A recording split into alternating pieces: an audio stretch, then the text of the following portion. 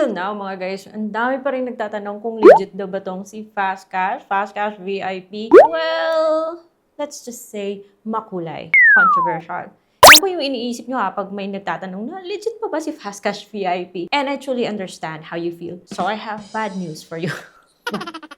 Bad news talaga. So, I have bad news for those na nagtatanong kung legit si Fast Cash VIP because until now, si Fast Cash still is nasa list of recorded online lending platforms sa SEC na website. So, despite na it was ordered to pay fines for violating something, andito pa rin to. And it is still operating. The tricky part is wala po siya sa Google Play Store and wala siya sa iOS. But may mga nagsasabi na sa V-App siya. And may website siya kung saan madadownload mo yung app. May nagpo-promote. And nagsasabi buo daw natatanggap. So balikan natin yung loan app na to para awareness, guys. Because just because it's still there, going strong, nasa website ni SEC, it doesn't mean na okay siya ha. So if you wanna have tamang expectations about sa loan app na to, then keep watching.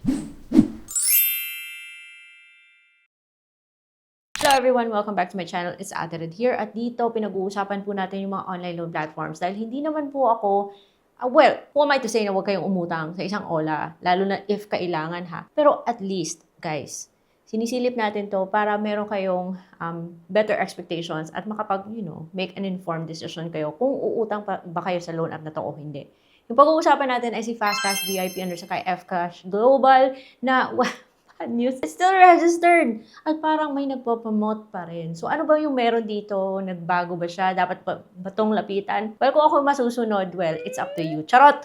Anyway, so dati ako may Fast Cash VIP, naka-utang ako dito. Yung pinaka-ayaw ko sa loan app na to is kumakaltas kasi siya. I don't know if it's related with Mr. Cash. Feeling ko ha. Feeling ko related siya, pero parang ganun yung peg niya. Ganun yung style niya. Parang ganun sila. But, hindi ko yan ma-prove. Pero, just my opinion lang ha. Well, if meron tayong options na huwag dito kay Fast Cash VIP, lalo't na meron na rin siyang mga, may mga makulay din yung history nito. Kung merong options, huwag dito mga bes. Kaso may nagpo-promote eh. So, napasilip ako dito kay Fast Cash VIP dahil registered pa rin siya. Ito yung phone ko. Okay, yung Samsung kong phone. Andito po yung mga loan apps na hindi ko ma-download dun sa main kong phone, which is yung dito. May magsasabi, ba't dalawa yung cellphone mo? Bongga, sana all. Dahil alam nyo, nagre-review ako ng loan apps. Paano ako makakapag-review kung wala akong access, di ba? So, dito ko siya tinry, guys. So, hinanap ko at napunta ako doon sa website niya. So, ganun pa rin. Yung vibes niya, ganun pa rin. May mga natuklasan ako sa kanya nung talagang kaloka pa rin siya, guys, ha? Pero, syempre, what am I to say na huwag kayong lumapit dito. Magbibigay lang ako ng tamang expectation. So, ayun, napasilip ako sa website niya. Sabi niya, Fast Cash VIP up to 50,000 na yung pwede yung ipahiram. Low daily interest terms up to 120 days and repay in installments. Take note ha, may nagsasabi na buo raw siyang matatanggap. Eh yun, para rin akong tanga, napasilip din ako dito. Nagpa-delete kasi ako ng account dito kay Fast Cash at mukhang nagdi-delete naman siya. So I had to start from the very beginning. So hingi pa rin siya ng location kahit ng website. And then yun, magbibigay ka ng phone number sa kanya, mag-OTP ka, at hintayin ko nang hintayin, napupunta pala sa spam. So sabi niya 2,000 to 2,000 pesos na 120 days. Kailangan ko mag-verify ng valid ID. Nagdi-delete kaya siya talaga? For real? So, mga IDs na tinatanggap niyo, pwedeng SSS, pwedeng PRC, UMID, driver's license, voters ID, national ID, postal ID, passport, PhilHealth, tsaka TIN. Ayun. Kailangan mo pang i-enter. So, good luck. Kung yung pinili mo is yung national ID mo kasi mahaba yung digits, di ba? Pinili ko yung SSS ko, pinicturean ko yung front. Tapos kailangan ko mag-selfie, nahawak-hawak ko yung SSS ko. Tapos nilagay ko yung number. Click ko ng borrow now. O, yun. Kailangan ko mag-fill out ulit ng form. Contact daw siya, charot. And then employment information. So, the good news is, kahit nasabihin mo sa kanyang self-employed or housewife, wala na siya masyadong tanong. Unlike na kung sinabi mong employed ka. Yung tinanong niya na lang is your monthly income. And then I click submit. And then, bank information na. So, binigay ko sa kanya yung Gcash ko. And then, magpapa-reference at lumabas 2,000. So, dati naka 4,000 something na ako sa kanya, pero binalik niya ako sa 2,000 dahil yun nga, nagpa-delete ako ng account. Parang nasimula ako ulit sa zero nito at 30 days lang yung ino-offer niya. Sabi dati, 45 pro ngayon na. Bumalik ka sa 30 days. But at least, hindi po siya 7 days. At pagka-click ko ng apply loan, pinag-download niya ako ng app na may warning ka agad kay Google na harmful. Pero hindi yan ibig sabihin na hindi mo siya mada-download kasi pwede mo siyang i-download at your own risk. So, download anyway. Tapos may instructions po si Chrome sa akin. Ito yung gawin ko sa cellphone para ma-install ko siya. So, download talaga at your own risk. Nakakatakot yung ganito ha.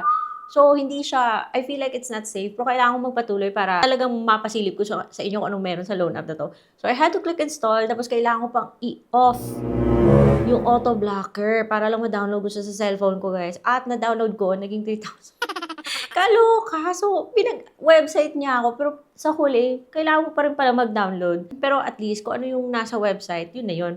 Kasi kailangan mo ilagay yung phone number mo, mag-OTP ka, at andun na nga. So, nakakatakot yung nakakatakot yung app. There must be a reason kung bakit wala siya sa Google Play Store. So, click submit. Nga, consistent. So, from 2,000 naging 3,000. And then 30 days. At akala ko buo. Kailangan mo mag-signature. Like, yung alam nyo, yung ginagawa nyo sa mga Maya terminal kapag gumagamit kayo ng debit card or credit card, kailangan nyo mag-signature. Ganun din. Madrama siya. And pagkatapos nun, lumabas yung totoo niyang kulay na hindi po totoo na buo siya. I guess sa iba, kung may pa-coupon, charot, kung marami kang na-refer, pwede siyang buo.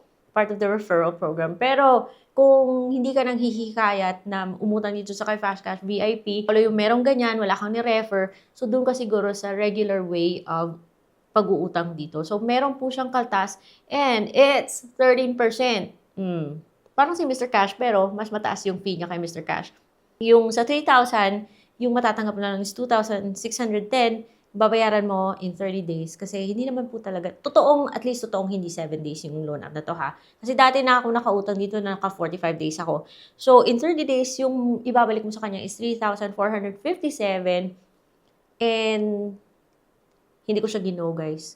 Dati ko na tong inutangan at alam ko naman matatanggap pero hindi ko siya gino dahil yun nga, sabi ko sa inyo, ayoko sa mga ola na kumakatas. Pero, nasa inyo po to kung i-go nyo siya kasi kita nyo naman may risk involved, di ba? So, nasa inyo na talaga, proceed with caution after all. Registered naman siya. Kung talagang isusumbong mo siya na meron siyang violation, dati na itong nagbayad ng 15,000 was ordered by SC, Supreme Court, to pay 15,000 dahil may nagreklamong nang haharas siya. So, something you all should be aware of. But, operating, may license pa rin. Kahit na na-revoke na dati, bumalik. So, proceed with caution, mga guys. Nasa inyo po to, please be careful. Pero, kung ayaw nyo, kung gusto nyo maging careful at ayaw nyo sa mga ganitong klase mga ola, syempre naman, ba't ka naman maghahanap ng ola na sasakit lang yung ulo mo? Meron tayong mga ola na mas mababa yung interest, buong natatanggap, mas okay po yung experience, at, basta, much better sa loan app na to. So, meron akong na-prepare na list of legit loan apps na nasubukan ko na okay po yung naging experience ko kaysa dito. Huwag dito kay Fastcash VIP hanggat sa maaari. Entayin nyo muna yung mga ola na nasa list of legit loan apps by Ate Red kasi baka andun yung ola na sasagot sa needs nyo. Kasi doon muna kayo mag-try. Huwag muna dito kay Fastcash VIP. So that's it. Gusto ko lang kayo bigyan ng tamang expectations. Huwag kayo kaagad maniwala sa mga nagsasabi buo siya natatanggap. Huwag kayo maniwala na top 5 siya dahil basta, para sa akin, hindi ko siya masasabi, hindi ko siya marirecommend. Kaya nasa inyo na po yan. Utang at your own risk. Napakita ko na sa inyo na medyo harmful. There is a reason kung bakit wala siya sa Google Play Store, guys. So, that's a red flag for me. And, well, kung meron ako nakalimutan banggitin, please comment nyo na lang sa baba. Please comment. I'd like to hear your thoughts. And subscribe if you haven't already. I will see you on my next vlog.